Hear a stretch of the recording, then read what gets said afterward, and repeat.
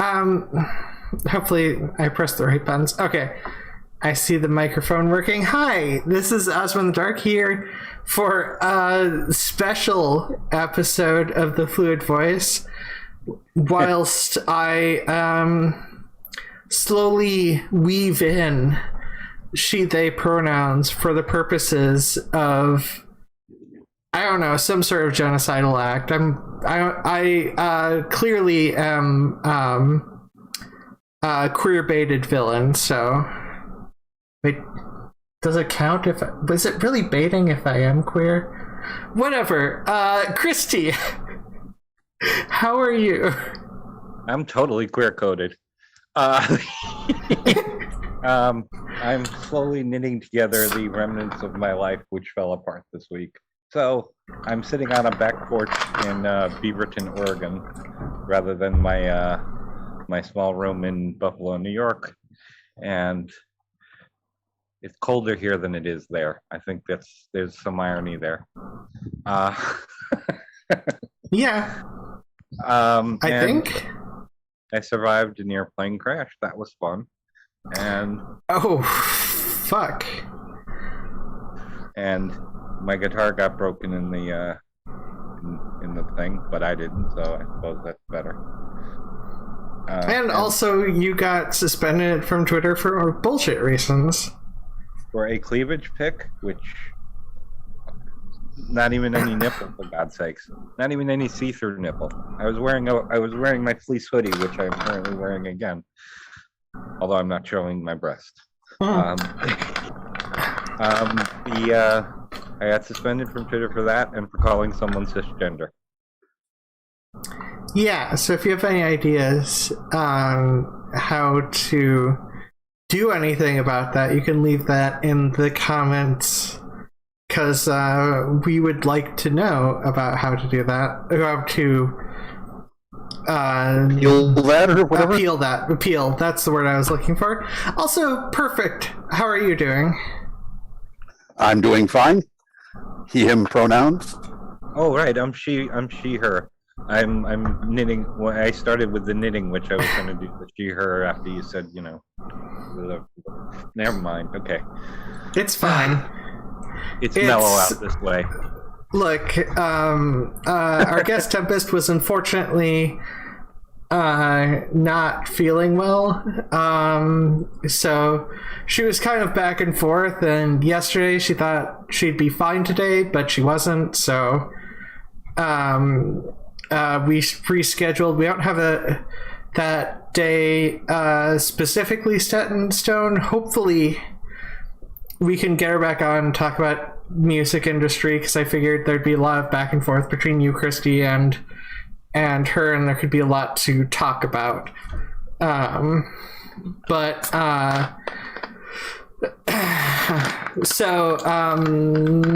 Yeah, today we're talking about goals and hope. So Christy's been posting pinup pics of herself and trying to see if she can stay inside the lines, but she colored outside the lines, I guess, right? Too naughty? No. You were just too naughty for Twitter? No. It wasn't even that. I mean, Ozma's seen it. It's not even, it's just, I had my zipper down, or the zipper of my jacket down, and you can see. I have seen much naughtier pics on Twitter. Yeah, I mean, for God's sakes, you can see my that I have breasts. My God. Yeah, I have posted naughtier looking pics than what Christy has posted, and I haven't posted anything really naughty, excessively naughty. And then, well, you've all seen not in my main account. You've all seen my red fleece hoodie. I wear it often enough. Yeah, it's not like it's bullshit anti-trans type action where they find someone that they hate, basically the anti-trans Twitter league. Somebody complained. Yeah, basically what they were doing is they were taking people's Somebody pictures. Complained. They were taking people's pictures and making fun of them. And I complained. I noted to them that that was rather mean. Why would they do that? Yeah. And they made fun of me like a lot. Yeah. And then reported the pick. Yeah. And mass reporting makes it easier to get in more trouble. That's why I'm not quite sure what exactly needs to be done in terms of a Twitter appeal for with regards to that, because Christy didn't do anything wrong in that circumstance. Just harassers know how to win with bot accounts or whatever. Yep. So it has provided you with a goal of appealing it and a hope of getting it appealed. I have appealed. They gave me 2 suspensions, and they're permanent suspensions. So I have appealed both of them. And okay. I've even explained what the instructions on the anti-trans websites are on how to do exactly what they did. Yeah. So. Yeah.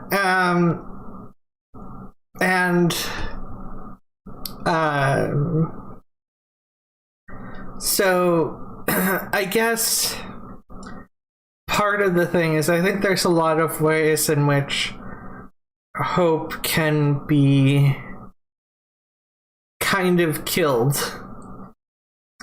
by your environment. What? You're saying hope does not spring eternal? That is correct. Hope does not spring eternal. In fact, when you are in a persistent, shitty environment, hope can really not feel like it exists, and that, well, it sucks that happening. So I haven't said, I've said to certain people, but I haven't said specifically why I came out here. And it wasn't just Jane, my girlfriend, who is either lost her phone or ghosted me, and I'm gonna go with the first one. Oh, well, I would go for the second one, but that's okay. Well, at this point, everybody thinks I'm stupid. So. Well, I don't think you're stupid. That's not so. I live in belief and hope. I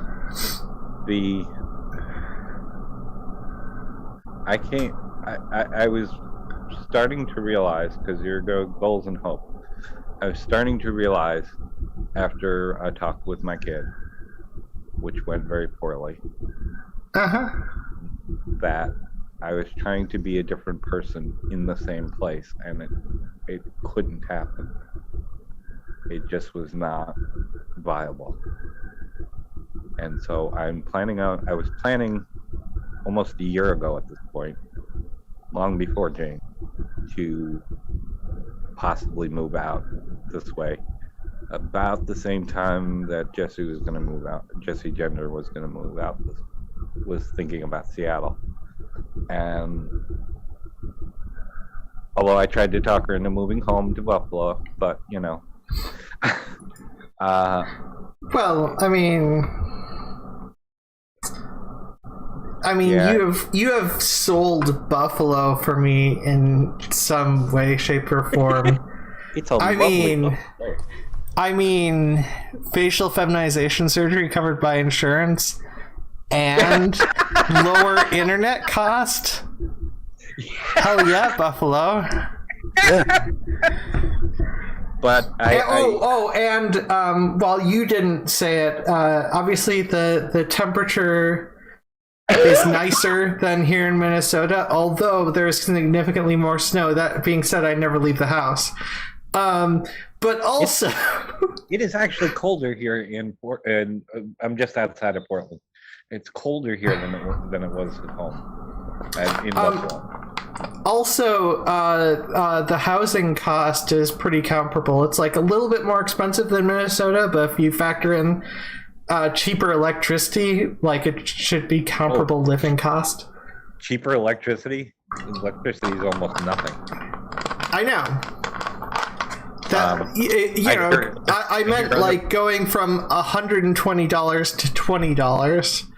Yeah, I mean, that was my thinking. Like, rent costs $100 more on average, but electricity costs $100 less. That was the sort of thinking. Well, I don't know why I thought of Portland initially, but I did, and now I'm here. A confluence of events actually got me out here. I can't really talk about some of it, but one of my old housemates said, "You sound like you need a vacation. Do you want to come visit?" And I thought my friend still lived in Florida, and I immediately said yes. And she said, "Yes, you'll love the Pacific Northwest." And she lives in Beaverton, Oregon, which is right outside of Portland. Yeah. So that was the confluence of events that got me here. Yeah. Partially. I mean, there's more to it. But yeah, I can't. So when you're talking goals and hope, it's sort of like I'm in a very liminal space right now, where I don't know what I'm doing yet, but I do know I can't do it there. Yeah. So like, when I think one of those things where it's so I am in a privileged position in that I have friends and family I get along with relatively well, and aren't like people who are spending fuckloads of time gaslighting me or telling me how I should feel or what I should be doing. And so in circumstances like that, it is a lot easier to have hope and goals. Yeah. But I think it's sometimes helpful to have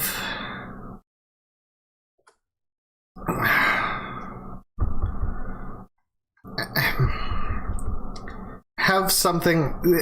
Getting to a safer space is like a big deal when it comes to goals. Yeah. A big deal. That should almost be a starter goal for everyone when it comes to survival, along with using whatever methods you need to survive. Food stamps, journal assistance, anything. Well, I do have to go back. I gotta get my car. I've got to get my stuff. There are very few cars that are worth bringing all the way across the country. It's a 2008 Mitsubishi Outlander. It's a totally non-binary car. It's great. It's got two-wheel drive and four-wheel drive. It's got anti-lock brakes and lock brakes. It's got it's standard and automatic, and it's a two-seater or a four-seater. Okay. But I mean, it's a totally non-binary car. Only in the sense that it's not one or the other in any of those circumstances. But I mean, just try going on carfinder.com and see if they don't sell those in Oregon. They do, but I paid for it already. It's completely paid for, so. I mean, that's the thing when it comes to finances. Sometimes it works with... That's another thing where it's just like what you can do is a lot of stuff, and sometimes that is the cheaper option, is to get it across the country. It's cheaper than buying a new one. Cars are expensive. And I get to stop in Minneapolis, so you know. Yeah. And I'll force you to visit me. And also, I live in St. Paul. Well, then I'm not going. God damn it. My aunt's in Minneapolis, so. Yeah, I know. Well, Minneapolis and St. Paul are right next to each other. I mean, there's only like a river blocking or dividing St. Paul and Minneapolis. I don't know if you've heard of it. It's the Mississippi. There's no river between Buffalo and Amherst and Tonawanda and the town of Kenmore. And Buffalo, Amherst, Tonawanda are cities, and Kenmore is a village. Where I live in Buffalo, and now I'm going to dox myself, but I live within 2 blocks of Amherst. Well, you're not doxing yourself now because you're in a different state. Yeah. So. Where I live is 2 blocks from Tonawanda, from Amherst, from Kenmore. I'm still in Buffalo, but I'm where all the places meet. It's kind of interesting. See, now I want to do a amusing faux doxing of myself because it's not actually that helpful. That's okay. I know where you live. Yeah. I mean, at the very least in general. I may have given more specific directions. I don't actually remember. You did. I may have given you like exact address for all I remember. You did, yes. Okay. Well, I've given you my address, so. And I've already forgotten it. I'll ask Emily, she has it. Okay. Admittedly, I gave her my address as well. See? We're just doxing ourselves to our guests. That's okay. We still have no idea what Perfict even looks like, so. That's true. I'm blue. Da ba dee da ba da ba da da. With a shiny beak.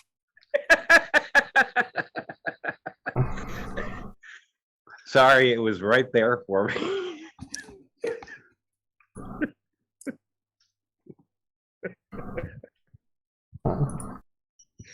Okay, I'm gonna laugh for a while.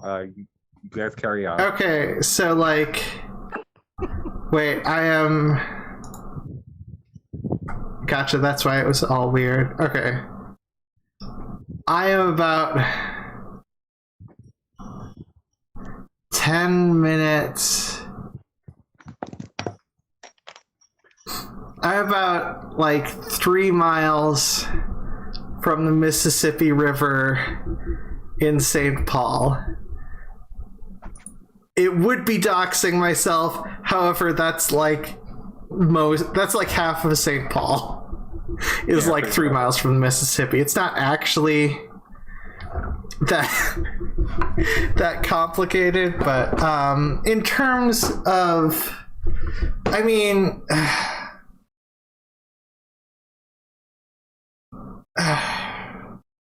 part of my reason for giving, I don't know, I didn't like have a good reason for making the subject goals and hopes. So this is like, and because I changed it because of last minute rescheduling, I did not plan this out well. But that said, so it's sort of like a spur of the moment potluck dinner. But yeah, exactly. The I don't know. I think it would be an interesting discussion of more in the LGBTQ community. What would be good goals and aspirations? I think politically Well, okay, but so maybe like, socially, if over the course so of like the if you next, live in Tennessee year, and you're trans, moving. if you can get out of Tennessee. I've worked with a lot of young people to try and help get them healthcare, trans healthcare, and even I've been able to do it in Alabama, even. And Tennessee. Well, yeah, I know. I just know you can't. Yeah, Tennessee. If you want to change your gender, you can't do it in Tennessee. Yeah, Tennessee's the one place I can't get anybody anything. Yeah, Tennessee really is sad. Yeah, I thought Ohio was the last place, but no, I didn't realize it was Tennessee. Yeah. But I think a lot of times people forget, like, it's easy to spiral if you're in a bad situation and forget that hope exists, or that there's any worth to trying.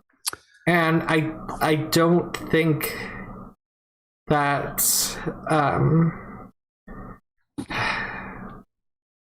I have seen people go up and down and up and down in terms of social and living situations, and going from bleak horror to wonderful to absolute shit, with potential for something good in the future. It's one of those things where there's a lot in society in the world that's working against people, and a lot of things that can kill hope. But I think that even if it takes a long time, sometimes life can surprise you in a good way. It surprises you in a bad way far too much. Far too much does it surprise you in the bad way. Life's mean like that. But that's partially because of capitalism. But it's also probably because, improperly implemented pessimism. If you're pessimistic enough, you're never surprised anything but pleasantly. Well, I mean, I hate that there's good reasoning behind that. However,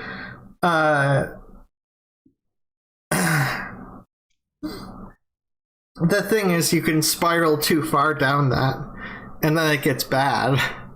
I lived my life in anger and fear and sadness, and I didn't like it. So I didn't enjoy that much. So transition was a good time to fix a lot of that. Wasn't just transitioning body and presentation and all of that. It was a time to transition thought patterns and fix a lot of things. Well, and I did. I'm in a place where I'm laughing and I'm kind of having a good time now. Right, doing this. Yeah. And that's I've basically lost everything, so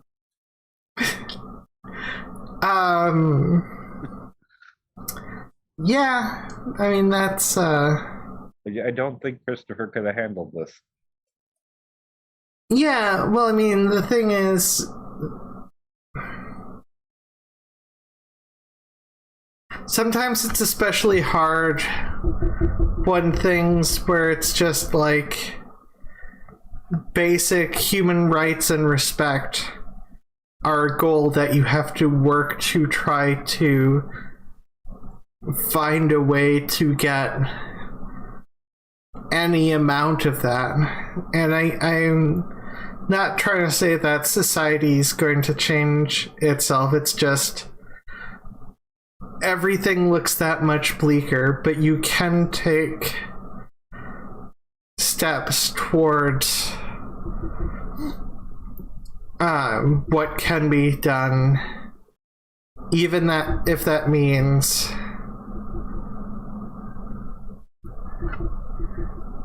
stealing crackers and peanut butter from roommates and then starting to try to walk to California. Now, I'm not saying that's a good idea. Look, I had a bit of a breakdown at age 25. Yeah.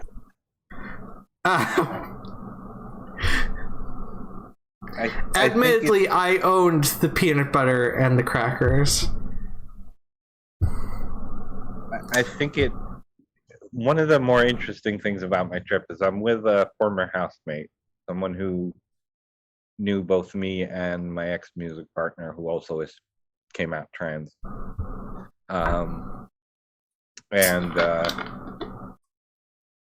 So this is pre-Siren, my kid. Yeah. So we haven't seen each other since 1990, something like that. And just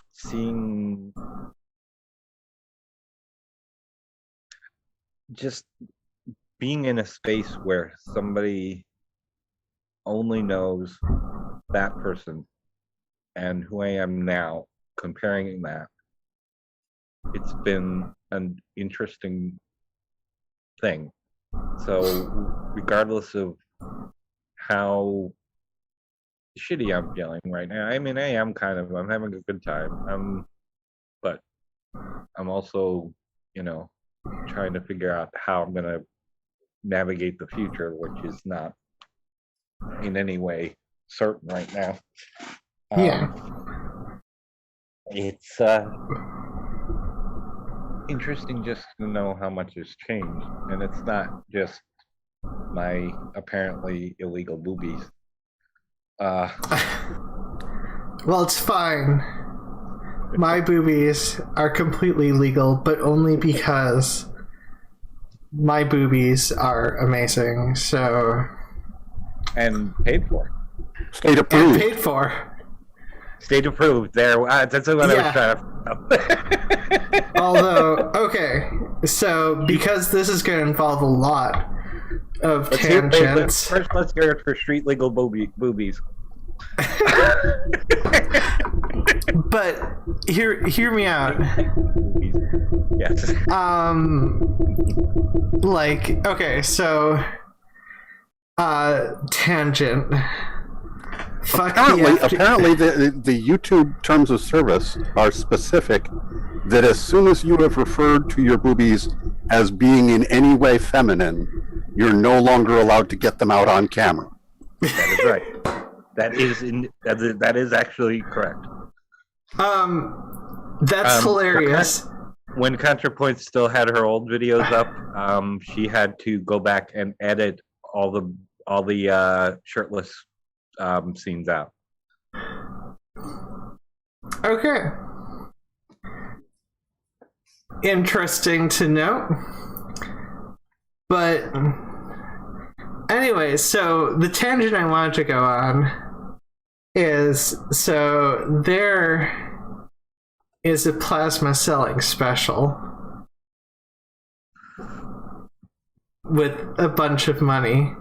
However, I have reached hurdle number 2. Hurdle number 1 was my social security card. Bit of a mix-up. Okay, so I couldn't find it right away, and then I went to try to use their search engine or whatever, but counted as not a match or whatever because my name was changed last year and shit still wasn't updated for whatever reason in whatever system they're using to search. So that was annoying. And then I found the social security card the next day, went over there, and got my veins checked. They were like, "You've got beautiful veins," because apparently I have the nicest, easiest veins to deal with this stuff with, and I'm not like proud of this. It's just a thing that doctors constantly tell me, and it's weird.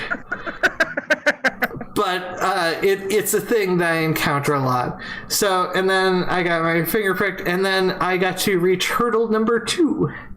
So, hurdle number 2.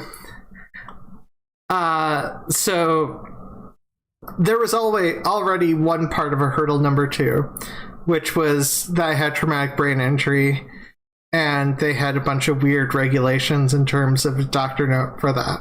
So I already had a hurdle because of that. However, I also had a hurdle for being trans. So apparently the FDA needs for giving plasma. They need a doctor. So you can mention what surgeries you have had before and what surgeries you might have in the future, whatever. You tell them about surgery stuff. But they need a special note if you're trans. They need to know, the FDA needs to know when I am getting gender confirming surgery, and or if I'm getting gender confirming surgery, they need a doctor's note about that before I give plasma. Lovely. And like, it's not a complete no, but it's a what the fuck. I mean, they still have the gay sex thing, which is also bullshit and fucking outdated bullshit. Which is why I can't. I've already been stricken from the rolls. I can't give blood. Yeah, yours is permanent. I just need appropriate doctor's notes. The other thing, I've said it out loud. I've had gay sex. Oh my god. Yeah. So the other thing is that so this is, I thought it was weird when I needed to answer the question what gender I was assigned at birth for vaccines, but apparently the FDA requires any place that deals with medical stuff to know what gender I was assigned at birth. And so in the records, they're just like male. Yeah. I am thankful for one thing. The person who signed me in to the vaccine, of all people that it could be, it was the office manager of my gender doctor. Yeah, well, I mean, so she took care of everything very quietly, without having to. She's like, "Hi, Christy, how are you?" I'm like, "Oh, hi." Well, yeah, it's one of those things where, like, everyone here bitched about it, and the person I was talking with was bitched about it too, but there was nothing you could do because it's like fucking FDA bullshit. That's recent FDA bullshit. Just saying. The trans thing or the trans thing? It's Trump era. Oh fuck. Okay, that was Trump bullshit. However, I would still need doctors now, but they need, that shit needs to be reversed. You can. That would be a goal. Yep. I think writing to the FDA would be a really smart idea. Actually, writing to Chase Strangio and have him write to the FDA. Okay. He's the head of the ACLU, or he's the legal counsel for the ACLU.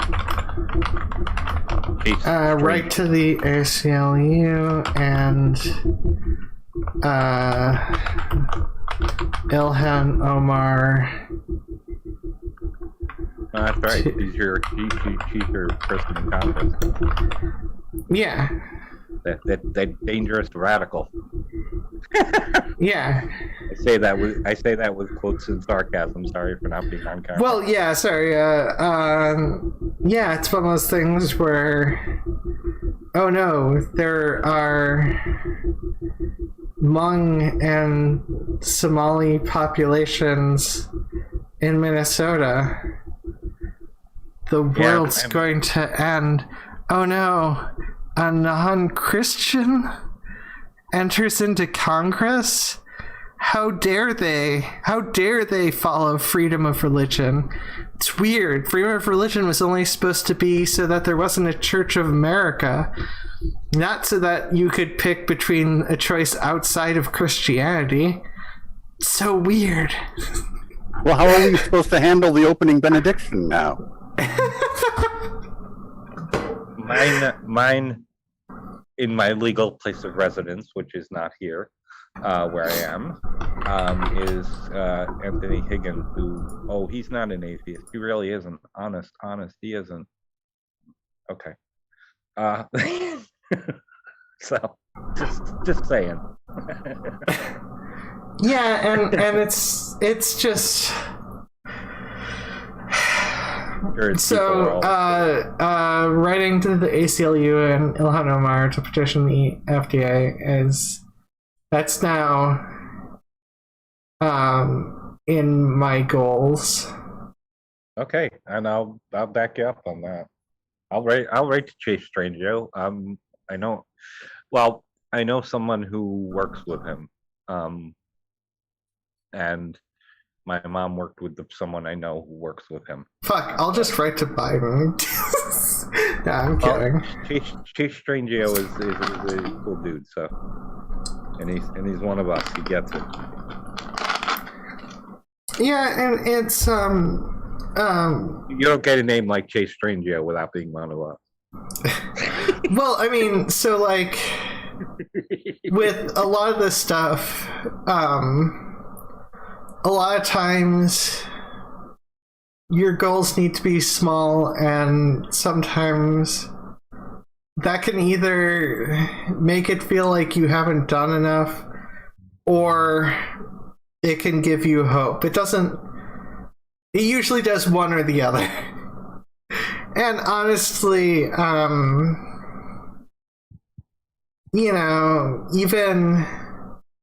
even if all your goal is to make someone smile or help someone hear about something different, or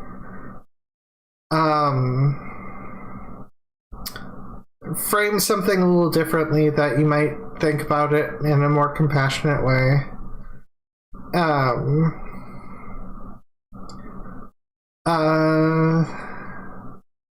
That's a good thing, and it shouldn't be changed. And I think shouldn't be changed. What the fuck? I might not be the most awake. But next goal is to be awake on camera. Yeah, well, see, that's why I know I was going to mention it later in the show, but we are doing a 2-week break, and hopefully I'm unavailable next week, and you need some time. Yeah, I need 2 weeks off. And then hopefully we can get, like I said, Tempest Crane on.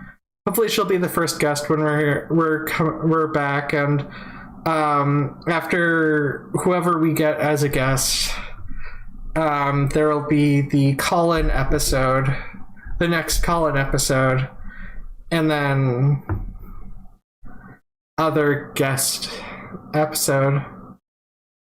Actually, I'm starting to think there should be more call-in episodes, slightly. And we could try it.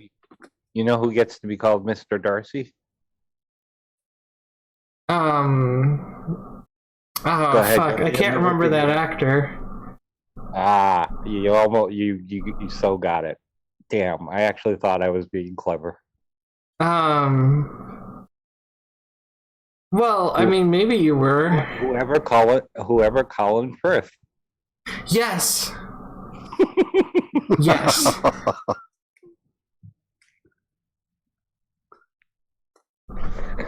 I hope that was who I was thinking of. Because I was thinking of. Well, no. There's more than one person who's played Mr. Dorothy. Mr. Darcy's, but the most famous one is Colin Firth. Yeah, that's the correct Mr. Darcy. Yes, and it's the one that makes the joke. Yeah, it's Colin Firth. Oh, Colin! Oh my God! See, this is what happens. I thought you actually got the joke. I thought you. No, because this is where my brain is. This is where my brain is right now.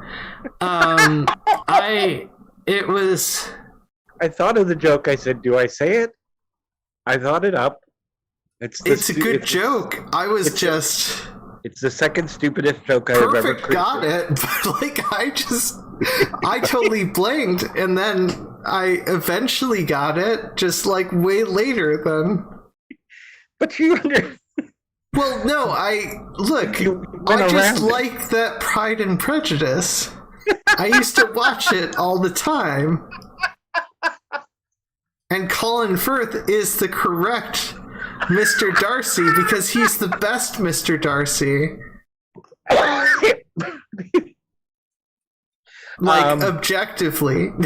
Yes, I get that. But yes, it's the second stupidest joke I've ever written.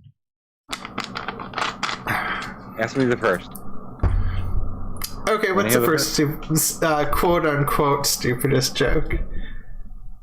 You know why Zombie Hitler ate his wife? Because he liked both brains and brawn.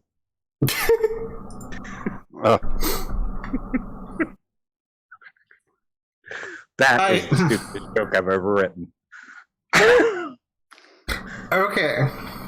That one doesn't work as well. Well, because it didn't. No one went around back of that joke.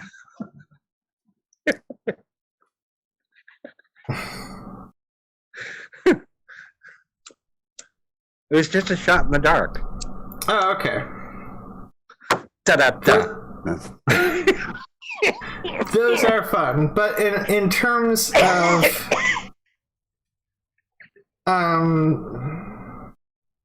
this is okay.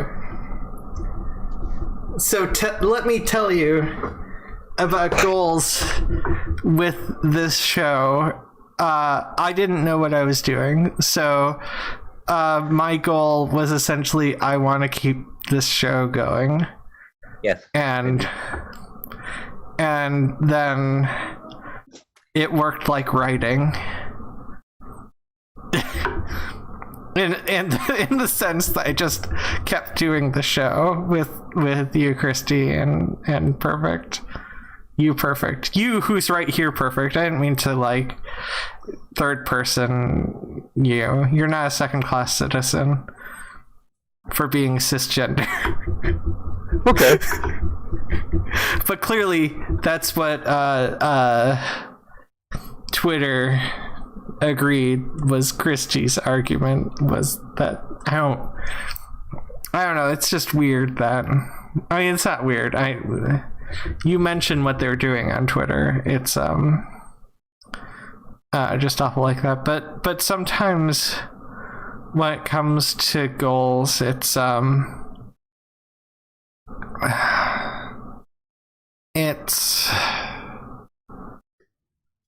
not always easier, but you're happier for doing it. Yeah.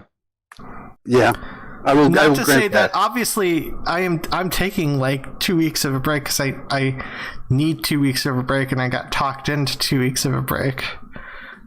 There's a thing going on which I've been noticing, which I'm wondering if that's what you're referring to, is something that's going on Twitter, because I'm as linked into Twitter as I am to Mars.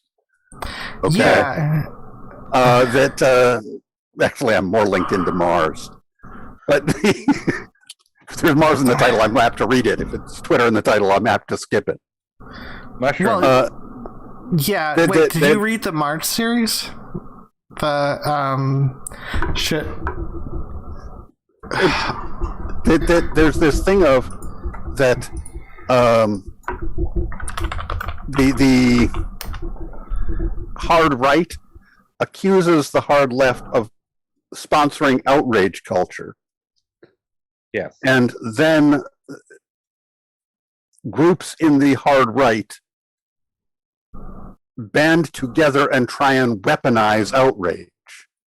Yes. By feigning outrage over anything that anybody on the what they view as the left might be doing. And trying to cause trouble for them with it. And is that what you're talking about? Because that's a trend, that's a thing that I've been noticing is happening a lot. Josh Hawley has a new book coming out. Which, and I'm not...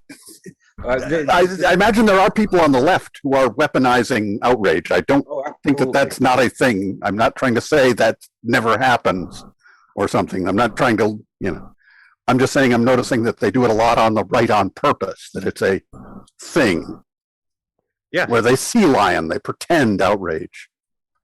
It's Josh Hawley has a new book, and since I'm on the GOP mailing list, I got an offer to be one of the first to buy it, which I'm not going to do. Okay.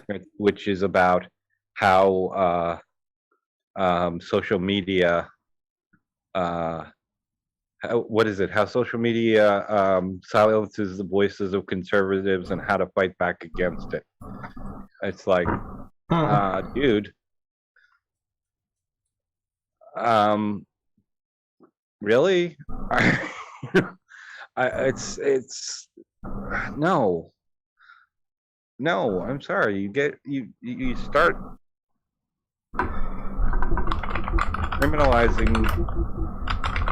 socially criminalizing, not criminalizing groups of people, and you get what we have now, and it's kind of weird. I mean, I don't say the British are numbing. I mean, they are, but I don't say it.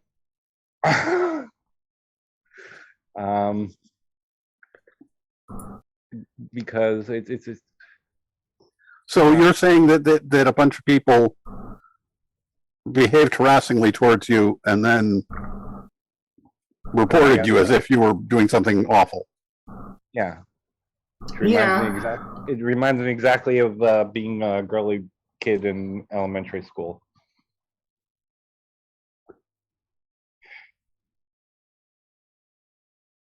Can't fight back. Yeah, and so does Twitter do the lots of people reported you, therefore you must be serious? Yes. Oh crap. Okay. Well, that's that's the avenue of the weaponization thing. And they do it one at a time too. As soon as you're off suspension, if it's a temporary suspension, they'll report another tweet. And they'll just put people on lists to have their tweet reported if it uses any of a bunch of keywords that could possibly constitute hate speech. So since I have the word, and I'm not kidding this, that I have the word transgender in a tweet, is a possible reporting thing. Yeah. Not because I may be harassing trans people. And it takes 3-4 days, or sometimes a week, to get it cleared. Yeah. So we can't even talk about ourselves. Well, I mean, yeah. I mean, we do, but... Yeah, it does seem to me that in a reasonable world there would be some way for you to file a cross complaint, basically saying they're trying to use it to silence me and prevent me from even talking about myself because I'm transgender, and they want me to. They're trying to prevent us from organizing, talking, anything. That was actually how I worded that. Some of that, I mean, a little stronger and a little. Specifically pointing out what the methods and goals are of of how the transphobes report. Yeah. Because it's right there. They've written it down. It's not like it's hard to find. Yeah. My first suspension was because I said something.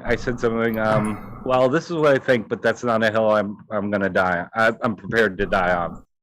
And they reported me for suicidality. Yeah.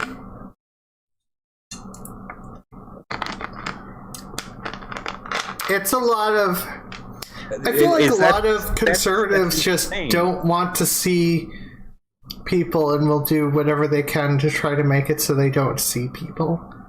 I mean, certain people or less of them. The problem is, I caved and I deleted the tweet even after, because it was almost 6 days by the time when I just said I need my Twitter back because I need to actually use it. Yes. Yeah. Christy, suspended or banned? I'm permanently suspended. Okay. Which is not sorry, banned. that was I don't know what that means. It means the same thing, basically, but not necessarily. Sorry, I was having a back and forth with one of the people who I'm still sorry for. I got distracted by the plasma stuff and whatnot, so my brain went away from that. I'm doing stuff now. I mean, this is one that I can't just, delete something. And I shouldn't have caved before because they've done it to me twice now. And I mean, seriously, this is not a hill I'm prepared to die on. That's suicidality. Okay. It's not. It's not, but it can be flagged that way. I actually think I worded it more grammatically correctly as a hill on which I am prepared to die. Yeah. But still. Yes. Yeah. This is behavior up with which we will not put. Yes, exactly.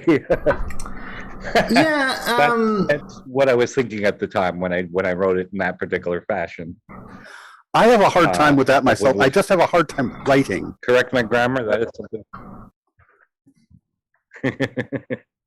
Yeah, and we're getting to around the midway point. Like, comment, subscribe, share with your friends if you want.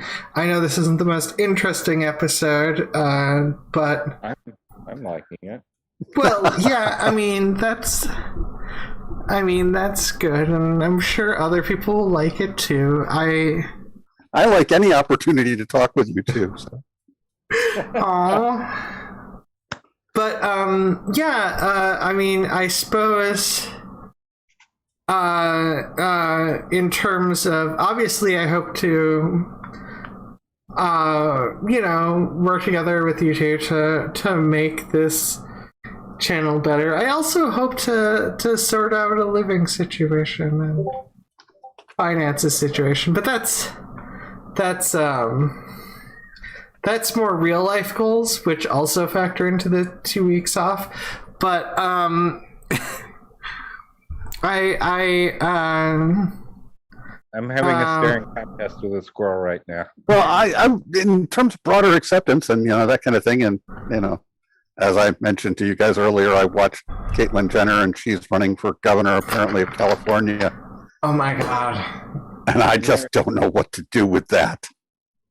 I do not know what to do with that in terms of goals or hopes or aspirations. Well, and I'm in the easy seat here. You guys have to be.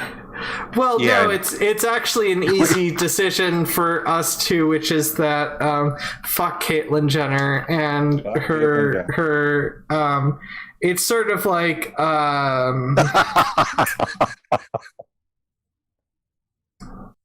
the other person, the Blair who shall not be named.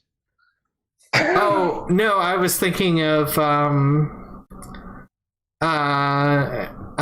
the person that ContraPoints accidentally got on her video or whatever that she didn't look into enough. Oh, yeah. The former porn dude. Yeah. I can't remember his name. Who we will not fuck. And yes, I do remember his name, and I won't say it. Okay. He who shall not be named. Yeah. I'm sorry, J.K. Rowling.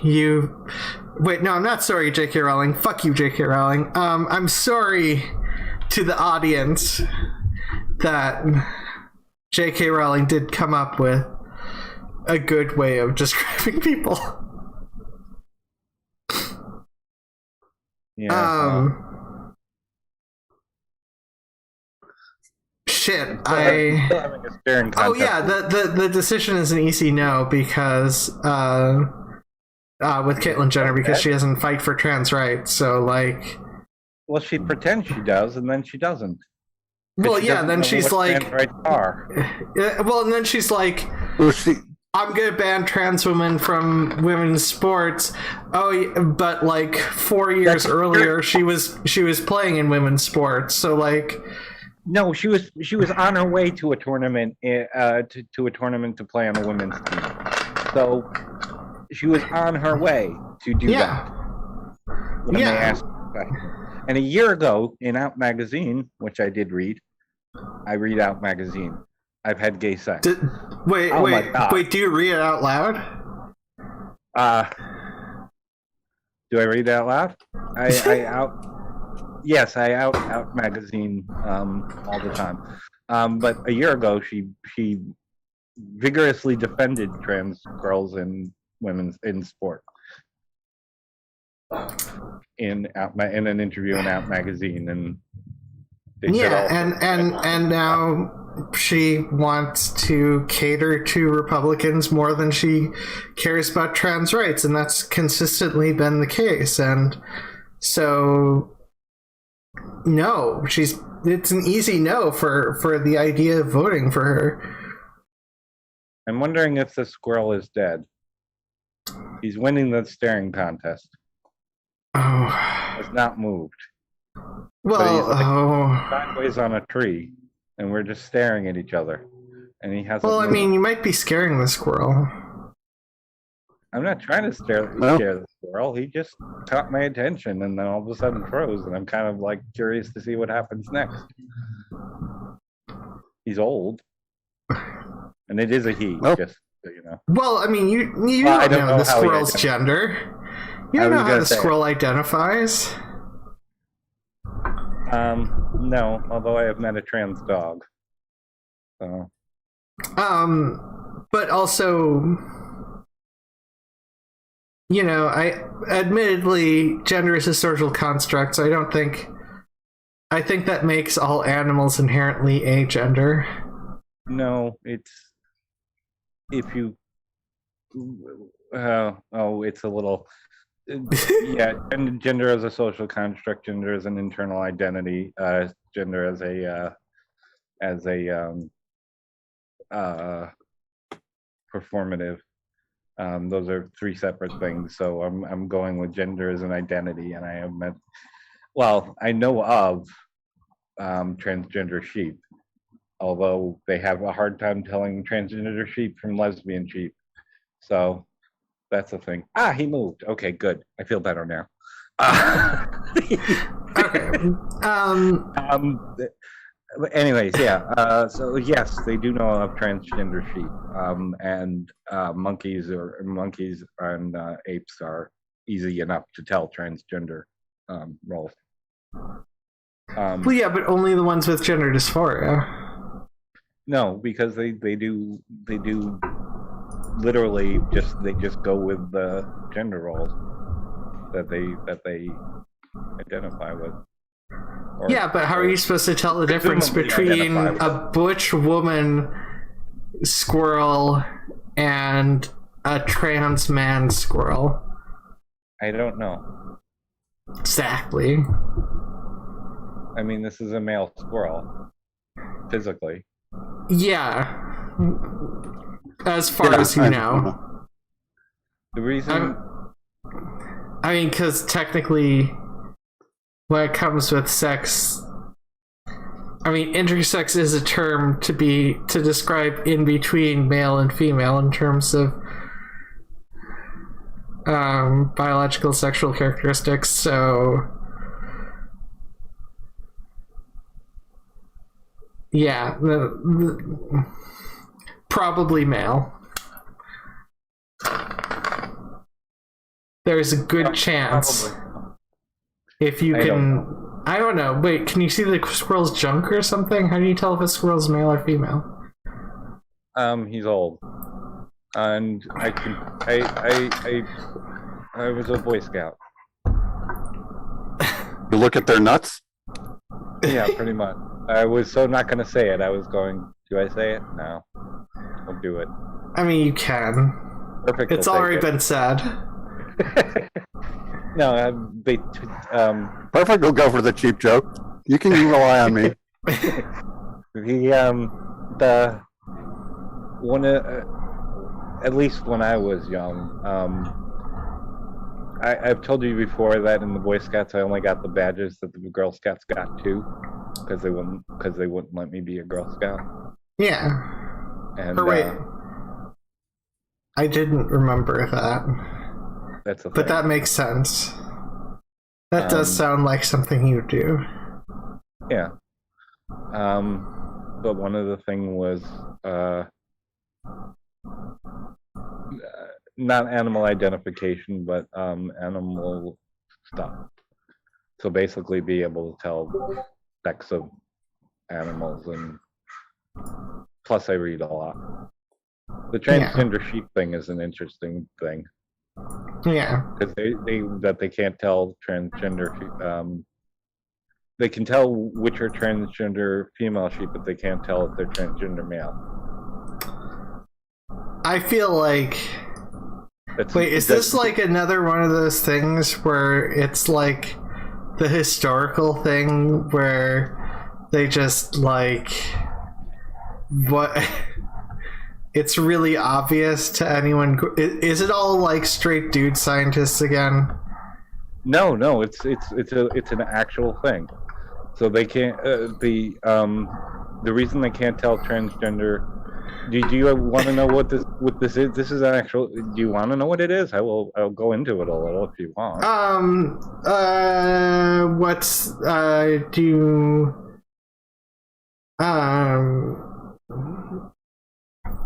Well, I mean, I suppose I could look into the transgender sheet. This is a topic I was not expecting. But to be fair, I was not.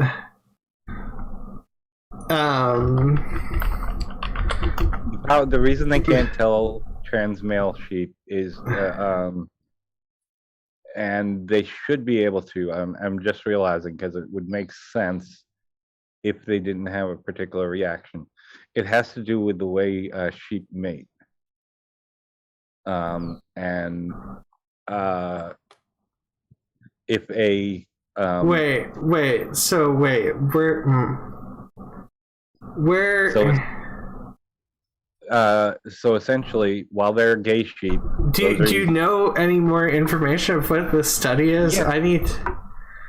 Okay. I looked up transgender sheep study, and most of the things are mice. Oh wait, reduction laundry. No wait, this is a study about sheep, but not against. Okay. Not about trans sheep. Well, let me actually say here, because it's interesting at the very least. I think it is.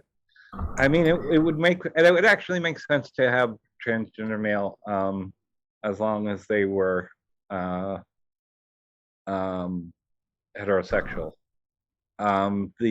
It would probably be easy to tell. It would make sense. Because the way sheep mate, the female sheep will freeze, and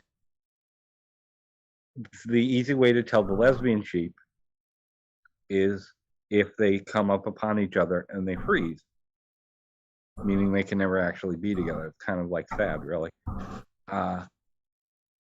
And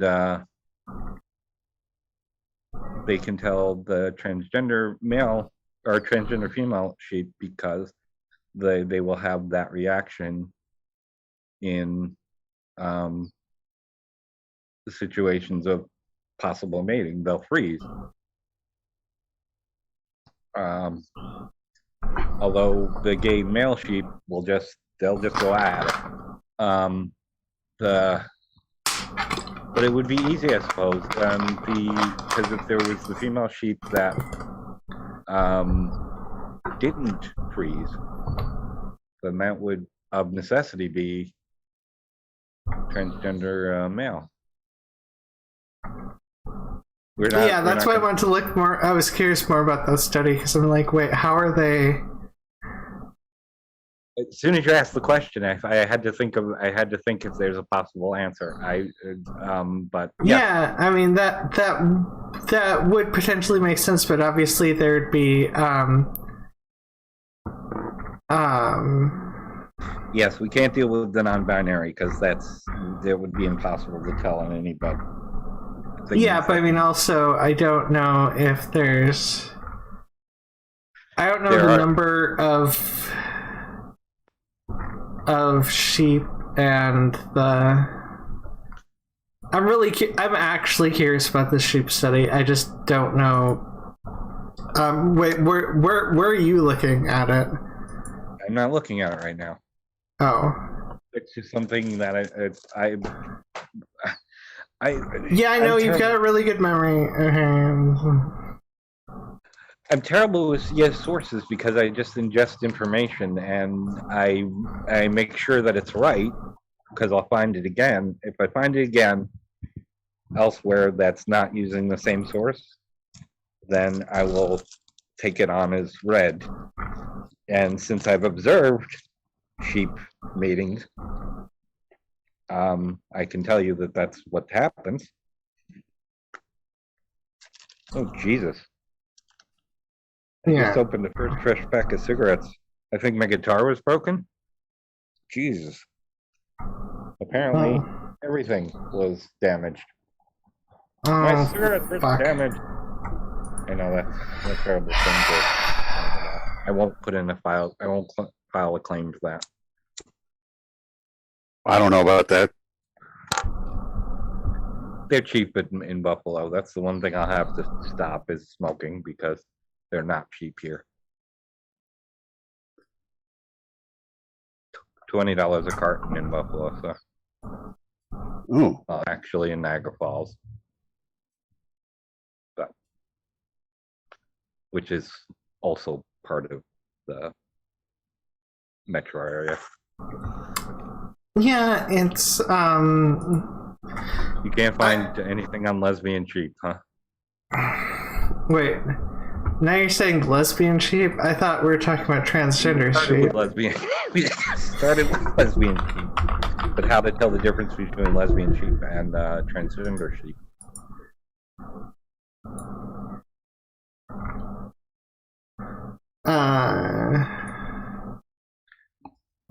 Anyway. So yeah, no, we need to focus on goals. Yeah, so like, or we can talk about. So in terms of like, hopes and goals,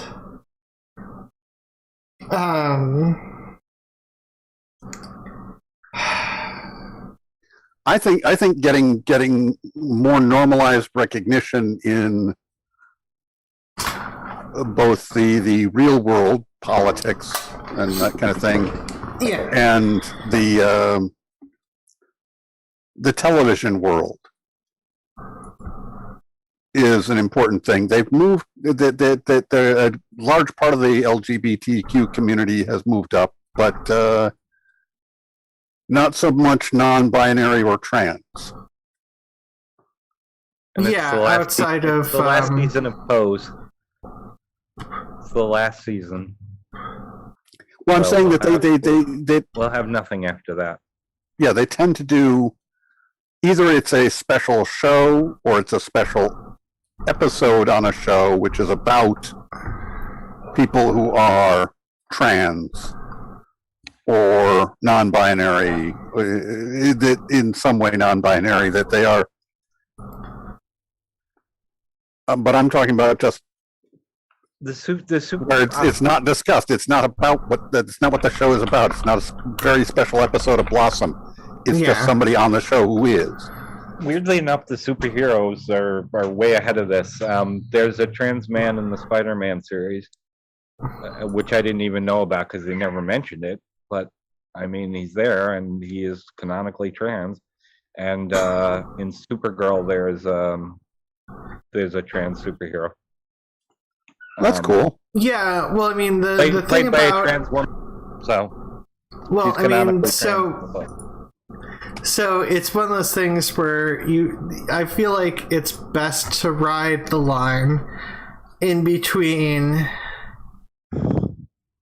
making it so people are aware the character is trans, so that they can know that there's someone they can potentially connect with, and also because like otherwise it's like, oh, this character's trans or this character's gay, and it's just like a really small throwaway part that can be edited out of the movie when it goes into countries that are more anti-LGBTQ. Drop that 30 seconds. A throwaway line, like a 5-second line or whatever that says, Well, Nicole, how they handled it in Supergirl is the way I wish they would handle most of it. I'm less aware of the Supergirl one, but usually TV shows handle it better. The way the time that she was revealed, quote unquote, as trans. I mean, I know it's Nicole Maines. How could you know she's trans? So the way they revealed the character as trans is when it became an issue of discrimination that was happening to other groups, and she said, "Look, as a trans person, I can't deal with this. You're a black person. You're the editor. How can you deal with this?" More or less is how they did that.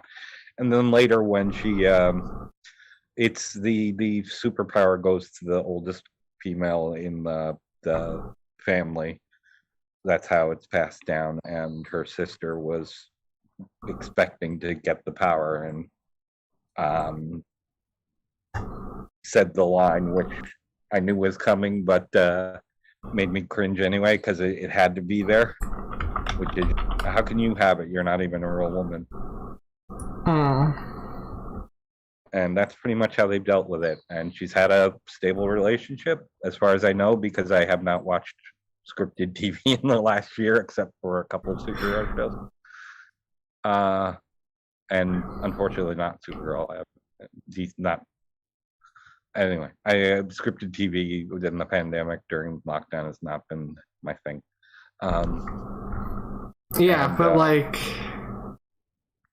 So I have no idea who this character is, and I watched Spider-Man Far From Home. Well, he's there. Yeah, no, he's there. And yeah, it's riding the line.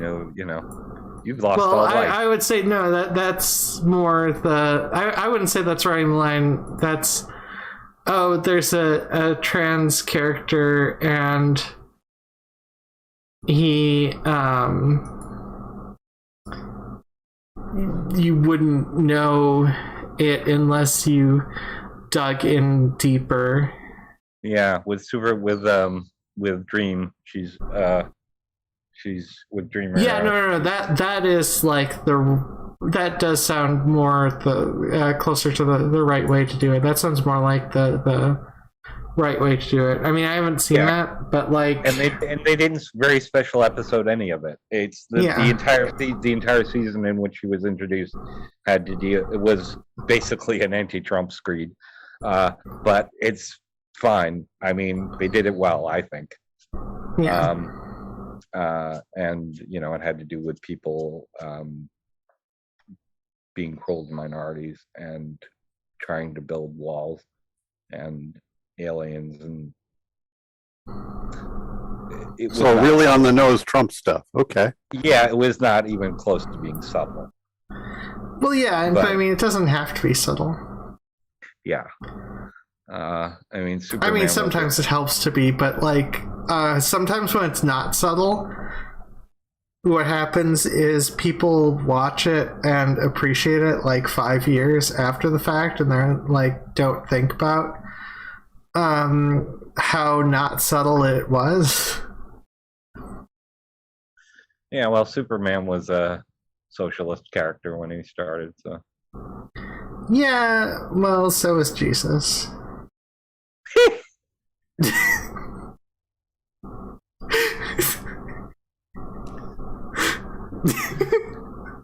Well, kind of communal there, actually. So, yeah, they held everything in common and gave to them as they needed. yeah. So yeah, that's a thing. That's in there. Yeah, and in the versions I read. Well, yeah, but not in the list of quotes. But in terms of goals with this show. Goals with the show. Yes, so I do want to do that thing with Perfict, which involves a bunch of pre-records and then a bunch of episodes uploaded about really starting really basic in terms of logic. Starting with presuppositions, because those are kind of important in logic, and talking I don't know, about 2 or 3 things with presuppositions, and then we can move on to other stuff. I want to do something with Perfict just because I feel I wanted to do something with Perfict. Well, you can do something with Perfict too. What do you want to do with Perfict? There's as usual, there'll be an incredibly long nerdy preamble here. There is a show I watch and I sort of binged it this last week while I was getting ready. It's called Back Issues. It's a comic book show, and it's one guy explaining particular comic book series or special issues to people who did not grow up reading comics. And I'm thinking, that is a perfect idea. Pun not intended, but I'll own it. Because we talk like trans is a given, and we sometimes talk about some of the stuff involved, but more on we assume people know it. And when we had that conversation a couple weeks ago, I realized that there's a trans 101 seriously needed that isn't around on the Victoria Rose is doing a reasonable job of a trans 101 show, but she's Samantha Lux is doing okay at it too, I gotta say, but yeah, she's not really doing a 101. Neither of them are really doing a 101s. Victoria just does it once in a while. I think we should do a trans 101, and pretty much one of the things that works. Yeah, that might be cool for you in Perfict. Back Issues is that they'll ask questions that people who are familiar with comics would never think to ask. Yeah. And since my entire brain is comics based, I am all in color for a dime. That's for your nerds out there. If Superman can fly, what does it mean for him to be able to leap a tall building? Oh, do you want to know the answer to that? Because I know the answer to that. Well, I mean, it's the theology of Superman. Yeah. Yeah, it's so you have the original origins, the original concept. Yes, Yeah, it's see, in back in the the day, Flight Studios. early comics, he couldn't fly. That was the later comic edition, and he could only leap tall buildings. Well, he couldn't even do that really at the Someone start. asked me what's the deal with Superman's costume yesterday, and my answer was a bit long, but it predates Superman because he was not the first costume superhero. Yeah, it was the blankets that he was swaddled in. Yeah, well, that's the canonical thing, but the actual reason is, I mean, to put it quite really simply, it's a circus strongman outfit. Oh, yeah, that makes sense. So the first 4 or 5 superheroes that came out had things from the circus that were easily identifiable as this is what the power of this character is. So the very first costume superhero was Dr. Cult, who had the turban and the spinning disc and the circus mentalist. The spinning disc? Are you talking about Chakram? Hypnotize you. Oh, that spinning disc. Yeah, and incidentally, also created by Siegel and Schuster. The story the story that you always hear about Superman origin or how he was created and all that is bullshit. Absolute bullshit. Complete. Oh, and total he wasn't like a ripoff of Conan the Barbarian type. No, comics. That's true. And actually, he was. That part's true. Wait. What's the story that people are hearing? No, two kids struggling in Cleveland. Came up with this character, and they tried to sell it to all sorts of places, and no one would take it. Oh my god, that's always the story of everything that happens. They were already working for National. They were in. When DC Comics, it's called now because it's just DC, but it's originally Detective Comics, and their first how do you get DC Comics? That's it's like pin number. Yeah, these things. Your personal identification number. They created Dr. Occult in for more, which their very first comic for what became DC. Was More Fun Comics. It was called. It had a different name when it started, but I can't remember. I have More Fun Comics sounds really close to Morphine Comics, and I'm not sure that name would fly as well today. It'd probably be outside the comics code. They have a story. They have a character that debuted in Detective Comics #1. So by the time Superman happened, they were already quite well employed by National. What became National? Yeah, well, the two kids with a great idea of trying to shop it around to everybody is, I'm pretty sure that's how Vegematic got started too. Sure. Everything starts that way. Yeah, it's a classic capitalist propaganda story that for two socialist people. I mean, there's ads on YouTube that literally run that scheme on everything. They're selling you a fan or any number of things where these people just wanted to make a better one that for people and so on. Yeah. But all of the first original characters, Dr. Occult and Superman and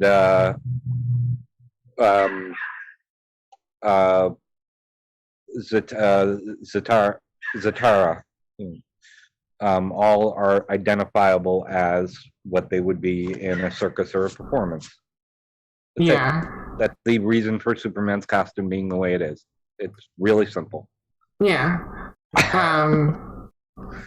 Yeah. Oh, by the way, so did you want that on this channel or your channel? Yeah, I would do it on either, but I'm moving away from trans stuff on my channel a little bit. Okay. That also works because I kind of I liked the idea of the clip thing, but like it's too much for me. I don't think I can do that consistently. I have a much better editing software now. Thank you, Emily. Yeah. So I can actually start editing, which is a thing that I would like to do. Well, yeah, and I mean, also You'd probably be good at that, just for personality types. You'd find it rewarding to do the video editing, but it'll drive you crazy to ever let it go into the world. But you've probably learned how to do that with writing, so you'll be able to do that with the editing.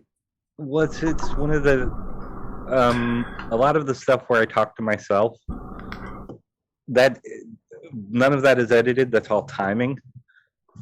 So it takes like 6, 7, 8 takes. yeah. But yeah, so it's all timing, and I'd rather just be able to edit it so it's like slightly easier. Yeah, there's no reward for getting that timing down.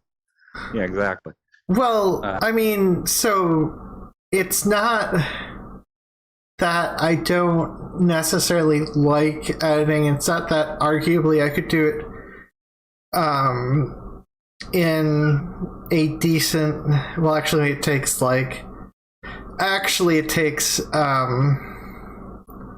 it probably takes me 6 hours of editing for a video for those clips, and trying to deal with life stuff at the same time, it's not working out for me. But as opposed to like, that would be different from just essentially having discussions where I don't need to edit a lot. Yeah. And add more to the show. And if you want to send me stuff, and I can put it up on the show, and we can on the channel, and we can promote it together. And then I definitely want to do the other basic philosophical stuff with you, Perfict. That's gonna just be like going Perfect. through like one or two Yeah. topics. What? Would you like to teach philosophy 101 and learn trans 101? Yeah, I'm down with either of those, either or both. Well, I mean, it's not just philosophy, but yeah, philosophy is at really least the start remember of it. the questions for Trans 101 too. Yeah. Yeah. What's the difference between transmedicalist and what's the other one? The trans trenders. No, I'm just kidding. Yeah, I'm kidding. No, that's there is actually a difference between transmedicalist and true scum, so that's not bad. I'm gonna have to. I guess I'm gonna have to watch. It's a micro difference, but there is a difference. Yeah, and so that's kind of we might be able to get that stuff done, and essentially have more content on the channel, and have a lot of collaborative interesting things. And by the way, in terms of the reason, it's hard not to start from basis of philosophy, because look, I'm not that's how you tell if your arguments are good. I'm not like rebuilding a whole King Crocoduck or whatever. I can't remember. I saw a video making fun of how wrong his reasoning was, because it was saying that the science supersedes philosophy or something. It's just a bunch of really weird bullshit that doesn't make any sense if you think about it. Casey and I I apologize for using an ableist term, but he lost his fucking mind a couple years ago, and I don't know where it went. Because he was not this person before. He was actually someone I got on with quite well. So. Okay, so Which is not. That is not. By the way, getting along with me is not a threshold question for whether or not you've lost your fucking mind. Well, I mean, so when it comes to things, sometimes people aren't as obviously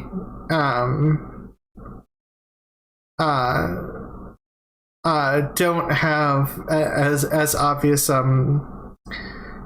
less ethical general positions, and I come to that. But if he's really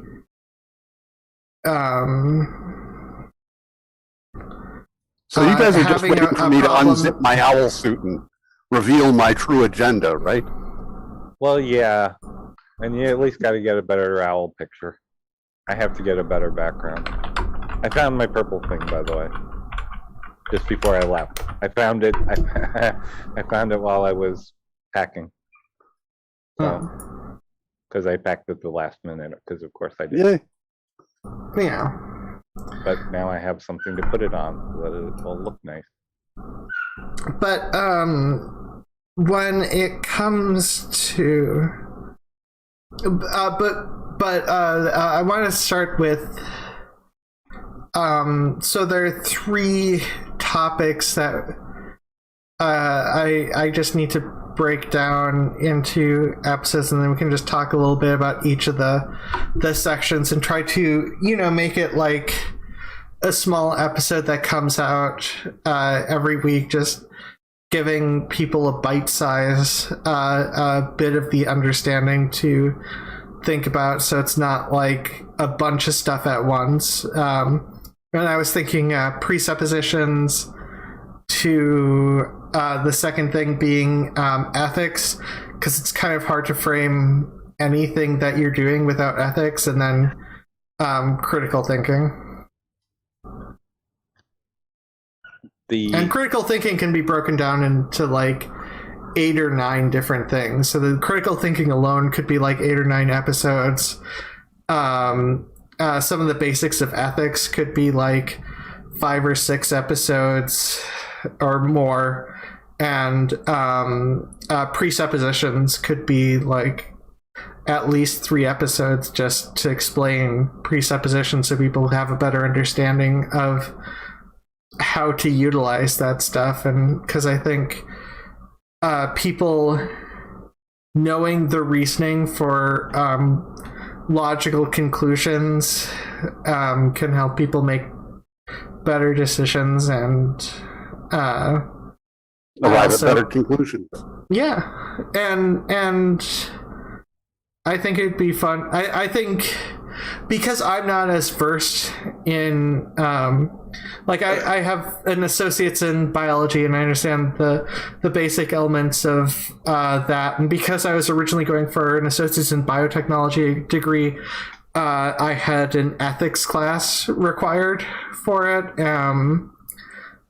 So I did get a little bit of introductory elements of ethics, but I think it's good to know the basic presuppositions and basic elements of ethics before you get into critical reasoning, because you need a framework for what your reason is for considering something a better or a worse decision. So you're not just blindly making decisions based off of what feels right. Because even though Ben Shapiro says facts over feelings, I don't think Ben Shapiro actually has a framework for determining what counts as a fact and what doesn't. Nope. And so because of that, he just sort of says, oh, this is a part of a study, and doesn't think that far into that stuff. First of all, facts do care about your feelings, but that's another question altogether. Well, yeah, I mean, Yes, that is technically true. So long as there's an ethical framework. Yeah. And so now that she's done all that, pretty much homework for the only homework you need to do. Mia Mulder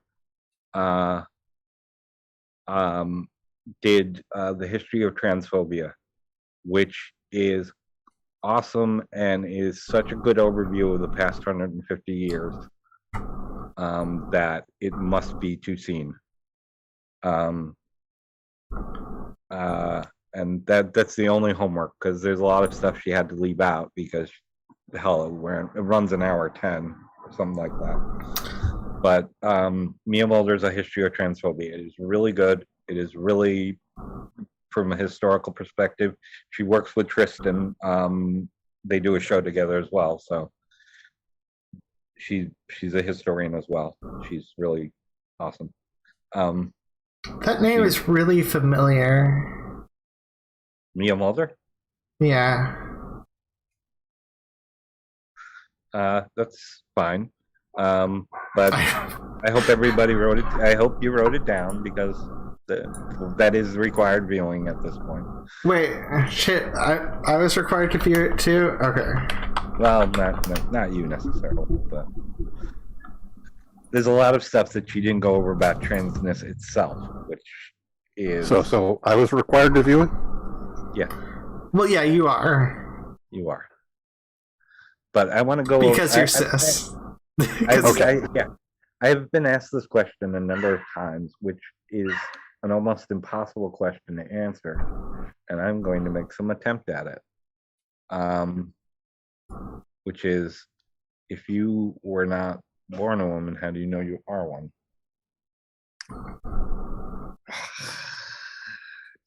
Welcome to solipsism. The more you know. No, it's not a question that is it doesn't have an easy answer. Well, I know. mean, yes, but that's part of the reason for that is, in my opinion, the fact that society... that my experience of red, the qualia that I am perceiving when I experience red, is the same as the qualia that you experience when you perceive red. Well, how do we know that we have the same red? Can I tell you? I mean, weirdly enough, this was asked. This came up last night again too. Lots of this stuff came up last night, so it's kind of interesting. Yeah, but like, there's back when I was doing neuropsychology, they insisted that there was an answer to this. That we all perceive red based on the cones and stuff in our eyes, and we perceive it in the same spaces, and we should be perceiving red in the right spectrum. What? Since transitioning, colors are fucking different. They are brighter. They are much brighter.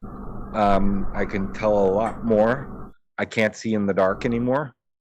All sorts of things have changed about the way I perceive color and light, and well, I don't know if stuff has changed as much for me, but like you could, like, so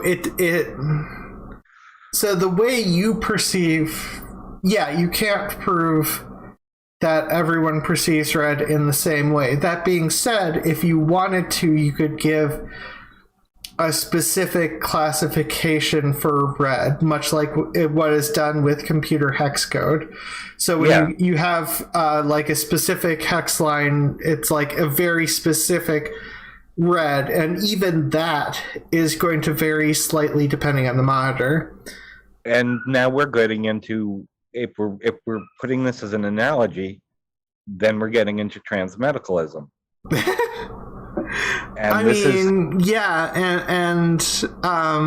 Honestly, it's different. See, I was just looking at the philosophical questions that are being asked. I wanted to go off onto this tangent so bad.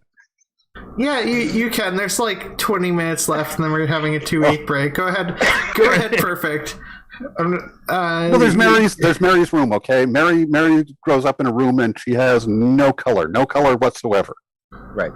Okay. Okay, but she's capable of learning the full repository of everything man knows or could know, and if not just what we do know, but what potentially could be known. Okay. And she is able to study color, and she learns all about color, all that can be expressed in those terms.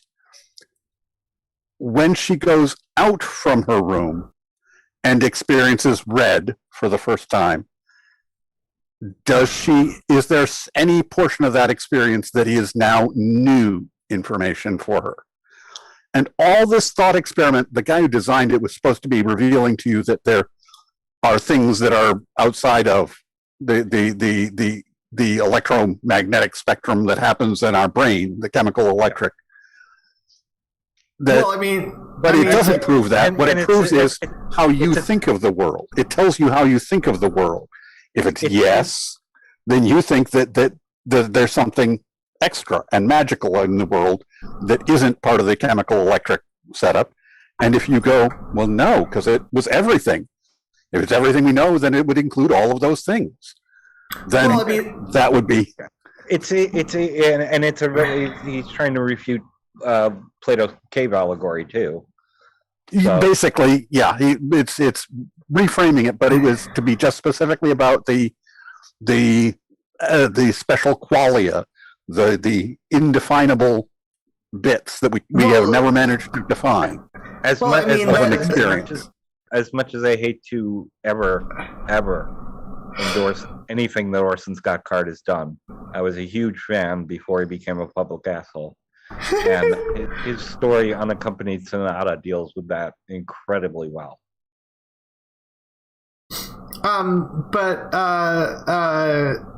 I think I get the impression that there's some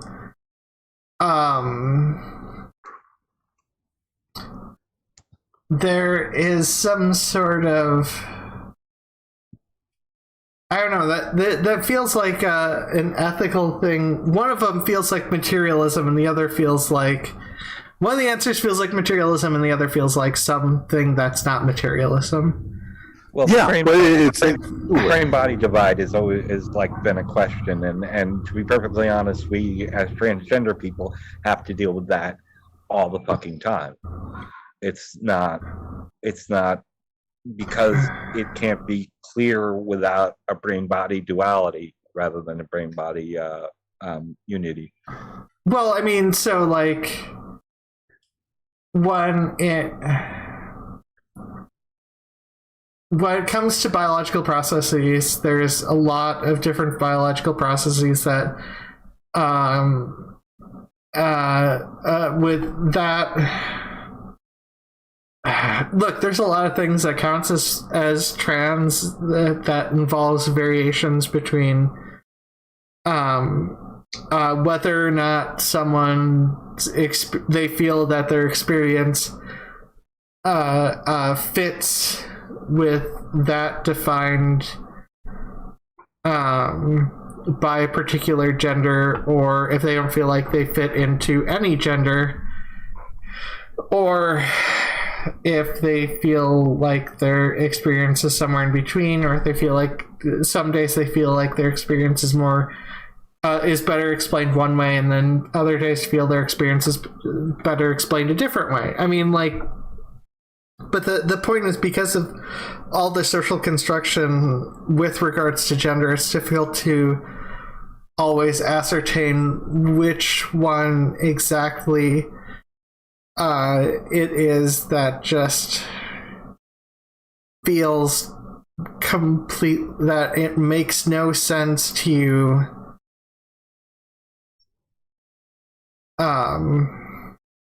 The idea of you being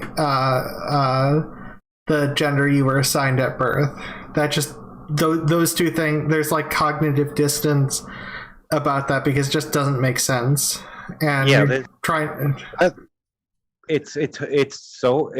even that is that doesn't explain my situation well.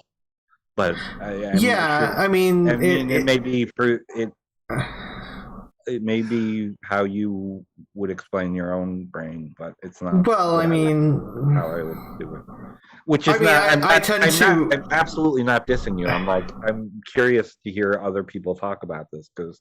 Well, yeah, and sometimes that helps to it helps to listen to other people to try to figure out where you might be, where your general reasoning might be lacking or not helpful to other people. And I don't have the best explanation. There's a lot about me that's it's a weird mixture of not associating with gender half the time and the other half the time just wanting to get rid of dysphoria related to primary sexual or secondary sexual characteristics. So it's just like and those two things are different. So I don't know where I was going with that. Okay, but we can all agree that we can both agree that gynephilia is mostly bullshit, right? No, it's completely bullshit. No, it's not entirely bullshit, but it's mostly bullshit. Well, it's 99% bullshit. I mean, every aspect of it has been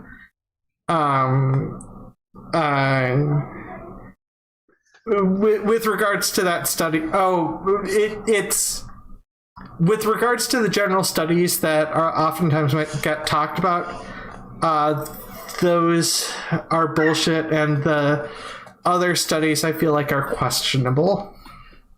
Yes.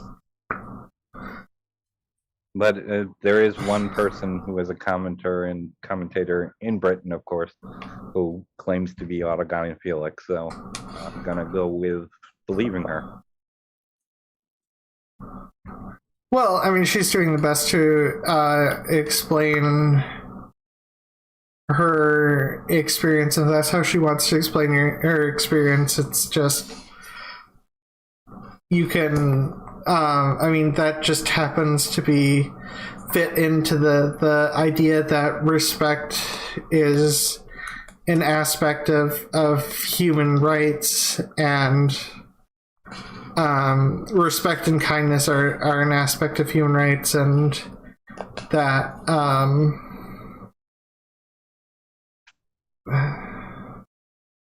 that you shouldn't be like a complete asshole to people, and even if you if you don't, it doesn't matter if you think she is a complete asshole. I will give her that, but yeah, I mean, so much so that Sophia can't even remember her name. Wait, Rose of Moron? No. Oh, that's okay. the first thing that what Sophia said when I well, like, okay, no, but like, to be we've seen things she was in a lot. She's on a morning show. She's she's big. She's not, for all of Rose of Dawn, is not big. Yeah, she's wannabe. Rose of Dawn is wannabe Blair White. Yeah, but I've decided that I want the new pronoun. I really think that that's where the language should go, because I think that the reason for it makes perfect sense. It's very much the parallel, as I've said before, with Ms. And that the comment there was it's inappropriate to be commenting on my availability for marriage in the environment. You're honoring me as the salesperson of the year, and my availability for marriage is not part of that issue, and it shouldn't be part of what you address me as. Yeah, it should be doctor, depending on the woman, if she has a doctorate. That was a weird assumption, but it was related to the stuff doctor I've is a seen way before. of getting around that, but I mean, when you say Ms., or Mrs., you're saying whether or not they're available for marriage. Yeah. And that's not appropriate. And please don't make that comment, because that's totally inappropriate. And that makes perfect sense. And that there are situations where, similarly, if you're honoring them as the salesperson of the year, perhaps their gender is not appropriate. No. That we need to move society towards where we just go, no, under most circumstances, you're not referring to that. So we need another pronoun. We could always get rid of pronouns. This one thinks that pronouns Yes. are not the best Are way. cumbersome. Yes. I mean, I don't care about This Alexandria thinks that. I'm just saying that I keep accidentally using. I almost accidentally use pronouns several times there because I is hard to stop using. If you just say, like I said, the Z-Zim or Zzer, however you want to construct it, that, if you just latch onto one and go with it, and I think that that's what I want. That's my goal. I want to see that, because if I get started now, it might reach total social acceptance before I die. So when MS as a function of not knowing the marital status of a woman was an already existent honorific. So I mean, and I remember all the, that's new stuff. You're trying to change the language. It's like, that's something that already existed. Yeah. So it's like when people all the same objections, trying to change the language, trying to bully people into doing things, all those sorts of things came up. It was resisted. Yeah. But then later it was just normal. No one thought anything about it. And it's like saying the people who say cisgender is trying to change the language. It's like cisgender as a word, cissexual and cisvestite, which is a word as well, existed since the late, depending on which term you're using, since the late 1800s, early 19. The first use of cisgender was 1910. Because it's a natural antonym to trans is what it is. It's As soon as trans because the Romans had the people who lived on the far side of the mountains were trans, and the people who lived on the near side of the mountains were cis. Yeah, and you can go from one to another. You can transport from a cistern. Yes. Yeah. That said, we are reaching close to the end of this episode, and yes, we are taking. Well, I'm taking a 2-week break. If Christy and Perfict, if you want to do the show, and I'm unavailable. What day do you prefer uploads, just to keep it on a consistent day? What? You two. I don't know. We're not doing this without you. No, not this. No, the other thing on this channel. Well, I mean, I want to upload. I want to have those episodes come out on Friday. The stuff with me and Perfict. Although I'm willing to switch it around if you. I'm going to have Tuesdays and Thursdays already spoken for, so any other day is fine. So, Monday, Wednesday, Friday, and Sunday. Yeah, that could work for stuff on this channel, but not every Monday necessarily. Right. Yeah, and if you do pre-records, you can just do it anytime, and I can have them come out on Monday at whatever time you want. We can talk about this later, but yes. I just It's enough of the hoi polloi out there. Yeah, this may or may not happen until after. None of this may not happen until after the 2-week break, but hopefully we can sort something out and then get this started. But please, anybody who's listening, go watch Mia Mulder's Mulder is her last name. Yes. Free of Transphobia. It is awesome, and a lot of the things that I'm going to be talking about is going to be at least informed by that. Also, I should have turned and my light on. Back issues on Comic Pop. I'll throw that out since I'm stealing from them anyway. Okay.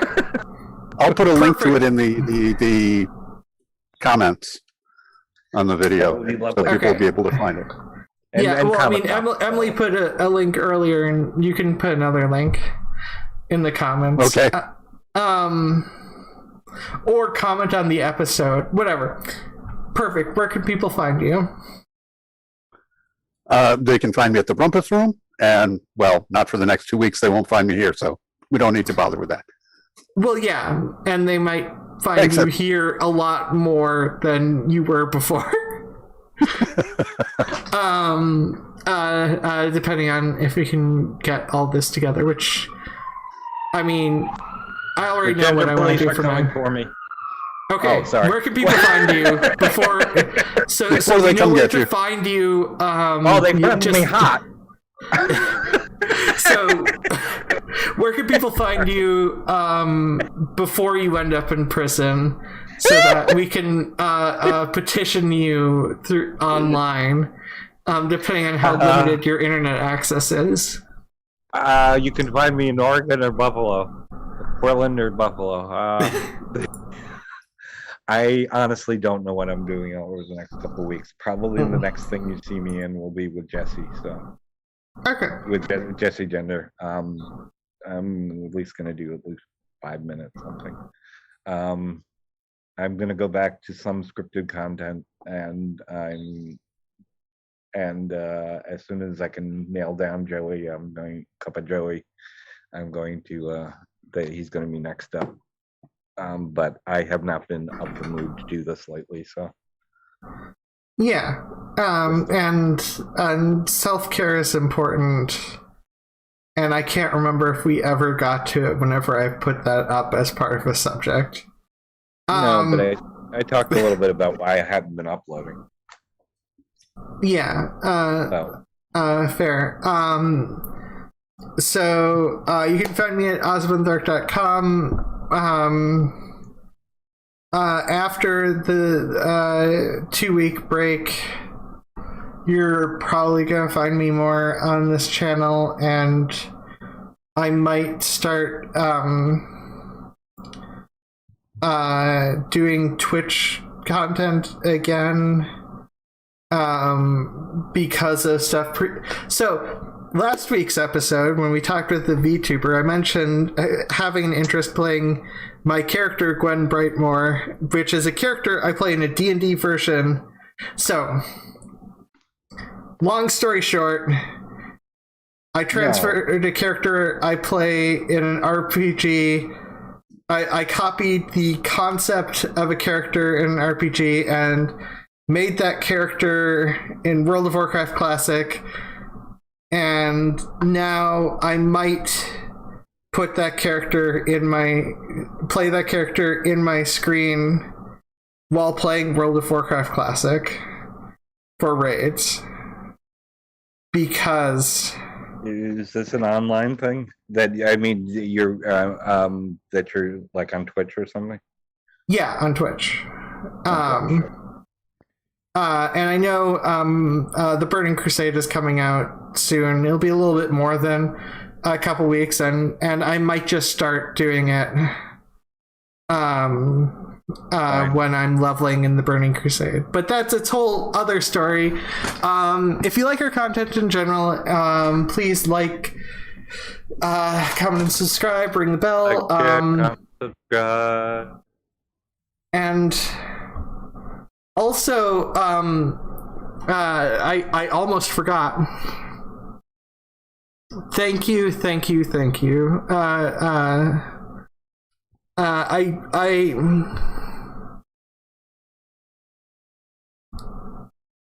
I genuinely appreciate if you find any of this content interesting and I care, it makes my day brighter, and I hope it makes your day brighter too. And your heart matters, your voice matters. I did it wrong. You matter. Okay, I'll go with heart for now. What was it? As your life matters. Okay, that too. If I can, just really quick, for goals. When I was really, when I had what could be considered a breakdown, part of my goal and something I kept looking to is to get back to doing it. And it's one of the things that kept me going. So I have to get back to this. I have to get back to it. So I appreciate everybody as well.